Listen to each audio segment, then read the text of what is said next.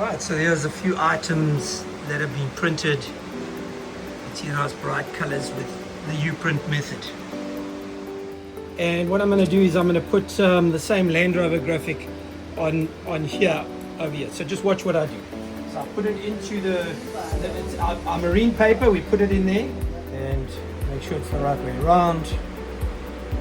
Kind of line it up nicely. Make sure, take your time on doing this, you don't have to rush this. And then you roll, just do a slow roll, making sure that the chemical's doing its work. It takes a few microseconds for the chemical to do its work. Okay. Alright, so guys, it's as normal with Uprint, you activate the chemical because it activates the inks with the cloth. Okay.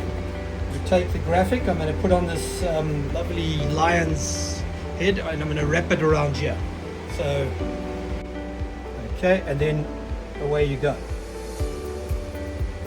Just a reasonable pressure, like this. And guys, it's not a sticker. It's